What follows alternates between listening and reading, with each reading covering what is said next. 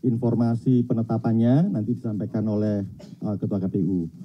Selamat sore, Assalamualaikum warahmatullahi wabarakatuh. Salam sejahtera buat kita bersama kita semua, anggota KPU, Pak Hasyim Asy'ari, ada Pak Idham Holik, menyampaikan keterangan terkait dengan konferensi pers sore ini. Silakan Pak Hasyim. Warahmatullahi wabarakatuh. Selamat sore dan salam sejahtera untuk kita sekalian. Yang saya hormati para anggota KPU, Pak Sekjen KPU, teman-teman sekalian, para jurnalis yang berkesempatan hadir meliput konferensi pers pada hari ini. Pada hari ini, hari Senin tanggal 13 November tahun 2023, sebagaimana yang dijadwalkan di dalam tahapan pemilu 2024, KPU melaksanakan rapat pleno tertutup dalam rangka untuk penetapan pasangan calon presiden dan calon wakil presiden sebagai di sini nih, nomor 29, Menteng, Jakarta Pusat, tadi sekira pukul 14 WIB lebih 2 menit dan 24 detik. Jadi sebagaimana ditentukan oleh Undang-Undang Pemilu nomor 7 2017 bahwa penetapan rapat pleno untuk penetapan pasangan calon presiden wakil presiden sebagai peserta pemilu itu dilaksanakan dalam sidang pleno KPU secara tertutup dan telah kami laksanakan. Pada kesempatan nanti akan kami sampaikan hal-hal yang berkaitan dengan proses pendaftaran bakal pasangan calon, siapa saja nama yang didaftarkan, kemudian partai politik dan gabungan partai politik yang mendaftarkan pasangan calon, dan kemudian rangkaian pemeriksaan kesehatan, verifikasi dokumen persyaratan calon yang diperiksa atau diverifikasi, dan sampai dengan penetapan hasil dari verifikasi dokumen persyaratan, baik itu syarat pencalonan maupun syarat calon masing-masing bakal calon presiden dan penetapan pasangan calon presiden wakil presiden sebagai peserta pemilu 2024. Setelah kegiatan hari ini, menurut Undang-Undang Pemilu, dilanjutkan pada hari berikutnya, esok hari Selasa tanggal 14 November 2023, yaitu kegiatan pengundian nomor urut bagi pasangan calon presiden wakil presiden peserta pemilu 2024. Selain itu juga sehubungan dengan telah ditetapkannya pasangan calon presiden wakil presiden, maka kemudian secara melekat dilakukan pengamanan dan pengawalan untuk masing-masing individu capres dan cawapres yang dilaksanakan oleh kepolisian, yang tadi setelah kami melaksanakan rapat pleno penetapan pasangan calon presiden wakil presiden sebagai peserta pemilu, dilakukan serah terima untuk pengamanan bagi masing-masing pasangan calon presiden wakil presiden oleh Kepolisian Republik Indonesia. Selanjutnya secara detail akan dibacakan, akan disampaikan penjelasan tentang hal-hal yang berkaitan dengan kegiatan pendaftaran, verifikasi, dan akhirnya pada hari ini adalah penetapan pasangan calon presiden wakil presiden akan disampaikan oleh Mas Idham Holik, Ketua Divisi Teknis Penyelenggaraan Pemilu, dan untuk serah terima Satgas untuk pengamanan Capres dan Cawapres nanti akan disampaikan oleh Mas Muhammad Afifuddin, Ketua Divisi Hukum dan Pengawasan. Silakan Mas Idham. Terima kasih Mas Ketua. Bismillahirrahmanirrahim. Assalamualaikum warahmatullahi wabarakatuh. Yang saya hormati kepada Mas Ketua dan anggota KPU Republik Indonesia beserta Bapak Sekjen KPU Republik Indonesia. Yang saya hormati rekan-rekan jurnalis yang berada dalam ruang konferensi pers pada sore hari ini. Seperti apa yang tadi telah disampaikan oleh Ketua KPU Republik Indonesia, baiklah saya akan menyampaikan beberapa hal yang penting untuk diketahui oleh pemilih Indonesia Yang pertama saya akan menyampaikan mengenai urutan pendaftaran bakal pasangan calon presiden dan wakil presiden yang sebagaimana telah kita saksikan bersama di rentang tanggal 19 sampai dengan tanggal 25 Oktober 2023. Sesuai dengan waktu pendaftaran atau urutan pendaftaran masing-masing bakal pasangan calon. Yang pertama, bakal pasangan calon presiden dan wakil presiden Haji Anies Rashid Baswedan PhD dan Dr. Honoris Causa Haji A. Muhaimin Iskandar didaftarkan pada tanggal 19 Oktober 2023 pada pukul 9:36 waktu Indonesia Barat yang diusulkan oleh gabungan partai politik, yaitu Partai Nasdem, Partai Kebangkitan Bangsa, dan Partai Keadilan Sejahtera dengan total kursi sebanyak 167 kursi DPR RI atau 29,04%. Selanjutnya yang kedua, Bapak Haji Ganjar Pranowo SH MIP dan Profesor Dr. Haji M. Mahfud MD telah didaftarkan pada hari Kamis tanggal 19 Oktober 2023 pada pukul 12:20 waktu Indonesia Barat yang diusulkan oleh gabungan partai politik PDI Perjuangan, Partai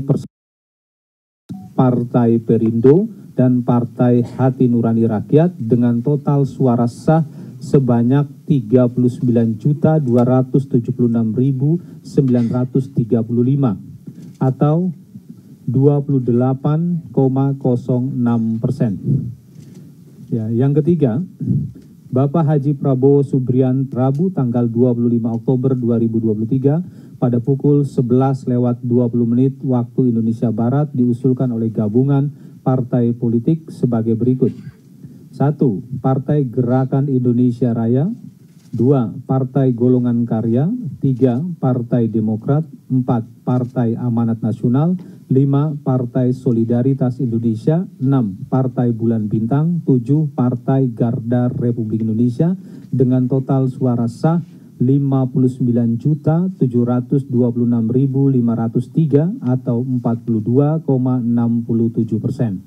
Jadi dengan demikian, ketiga bakal pasang calon presiden dan wakil presiden yang telah didaftarkan tersebut telah memenuhi ketentuan yang terdapat di dalam pasal 222 Undang-Undang Nomor 7 Tahun 2017, yang dimana partai politik atau gabungan partai politik yang bisa mendaftarkan bakal pasangan calon, yaitu telah memenuhi ketentuan 20% perolehan kursi di DPR atau 25% perolehan suara sah secara nasional.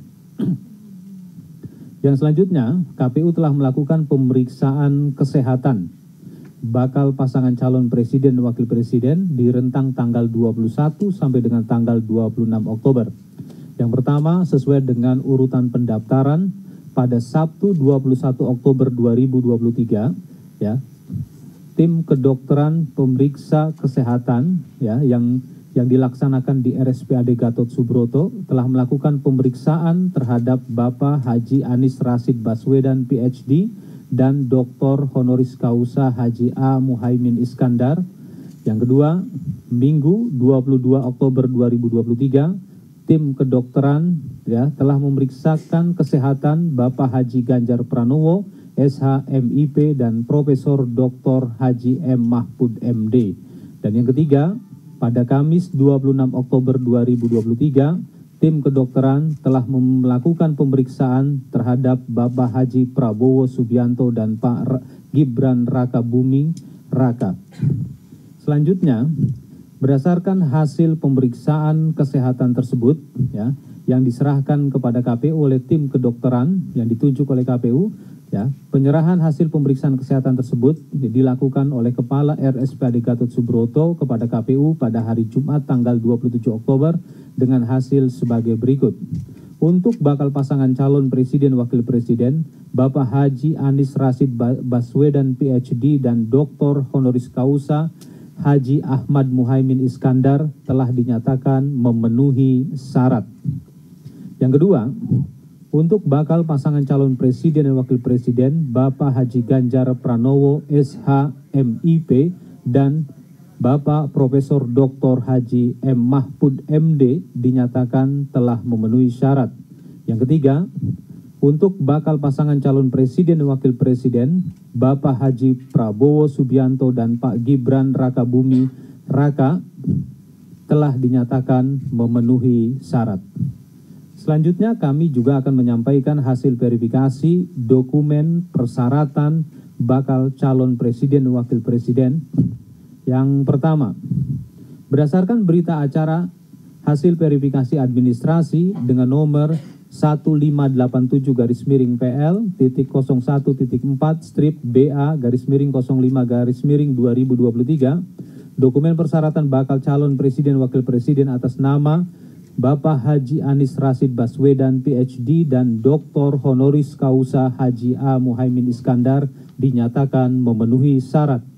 Selanjutnya, berita acara nomor 1588-4/BA-05-2023, dokumen persyaratan bakal calon presiden wakil presiden atas nama Bapak Haji Ganjar Pranowo SH.MIP dan Bapak Profesor Dr. Haji M. Mahfud MD dinyatakan memenuhi syarat. Selanjutnya, berita acara nomor 1589-PL.01.4/BA-05-2023, dokumen persyaratan bakal calon presiden wakil presiden atas nama Bapak Prabowo Subianto dan Bapak Gibran Rakabuming Raka dinyatakan memenuhi syarat.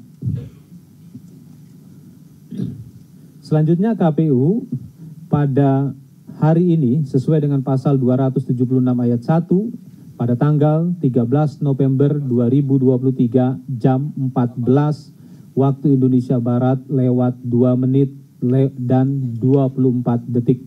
Kami memilih waktu jam 14 lewat 2 menit lewat 24 detik menjadi pesan simbolik. Itu adalah hari pemungutan suara nanti.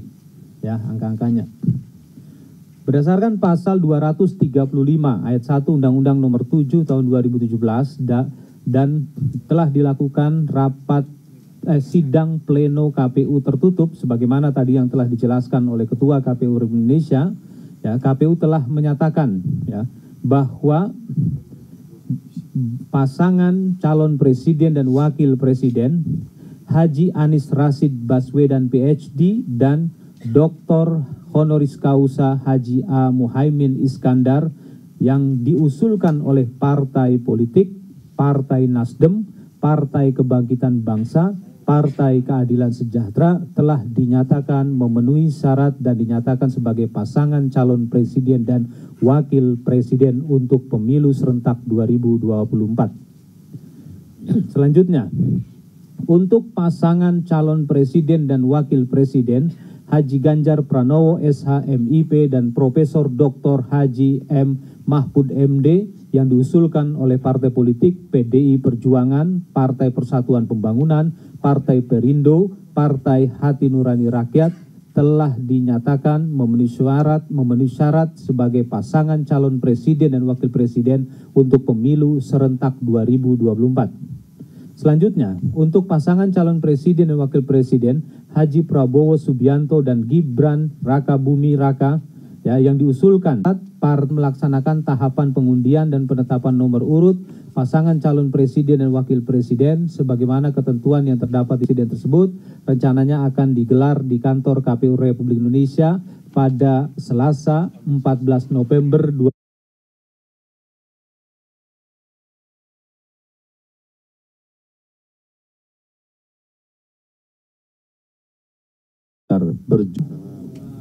Sangat dengan gabungan partai politik. Kalau gabungan partai politik hanya punya kursi di DPR, maka menghitungnya adalah perolehan kursi DPR RI. Tetapi kalau gabungan partai politik terakhir yaitu pemilu 2019. Yang berikutnya soal sekiranya ada indikasi dugaan pelanggaran, posisi KPU itu selalu terlapor di Bawaslu, termohon di Bawaslu, teradu di DKPP, tergugat di PT UN, di Mahkamah Adat. Tentu akan kami pelajari detail-detailnya dan kami akan menyiapkan jawaban-jawaban, argumentasi dan juga mengikuti persidangan-persidangan yang akan digelar oleh lembaga-lembaga. Pasangan calon presiden, wakil presiden sebagai peserta pemilu, tentu nanti pembicaraan baru akan kita lakukan setelah hari ini, setelah ada nomor urut juga, berapa lama, dan kemudian bagaimana metode penyiaran dan peliputannya, termasuk topik-topik apa saja yang menjadi bahan dalam perdebatan kami mimpin debat, tentu akan kami bicarakan di internal KPU terlebih dahulu, dan kemudian nanti dengan tim masing-masing pasangan calon presiden, wakil presiden. Dan menjadi kebijakan dari wakil yang menangani kesehatan.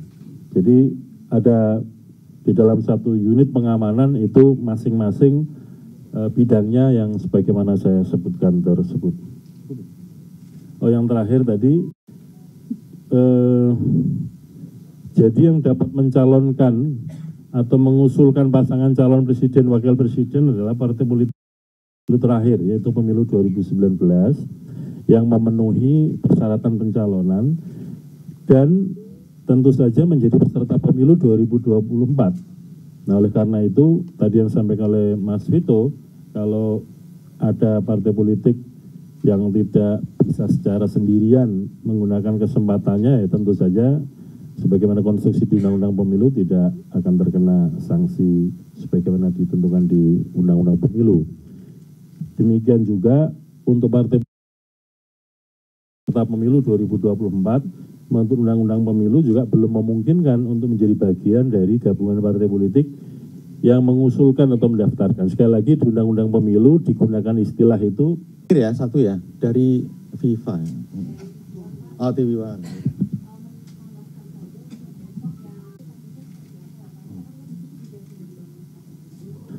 Tanggal 14 November 2023, rencananya dimulai 18.30.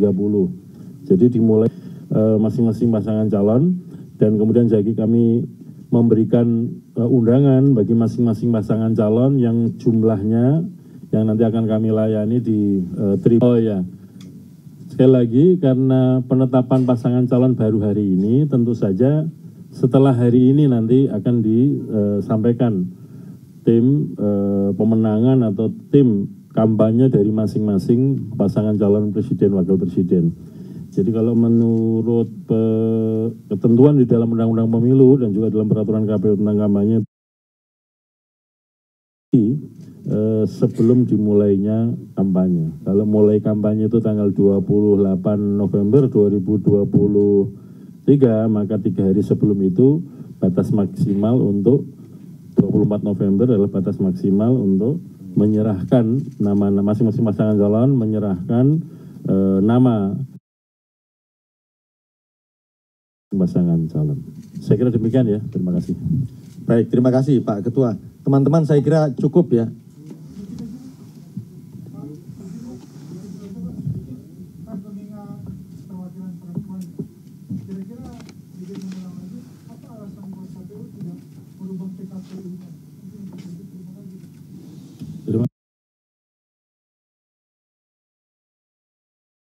Sudah mengikuti ya, bahwa kami sudah menyampaikan usulan untuk rapat konsultasi membahas hal ini, dan sudah digelar rapat RDP beberapa waktu yang lalu, saya agak lupa tanggalnya ya pada waktu itu, dan kemudian apa yang kami sampaikan belum mendapat persetujuan untuk mengubah PKPU tentang pencalonan, khususnya topik keterwakilan perempuan minimal 30% tersebut.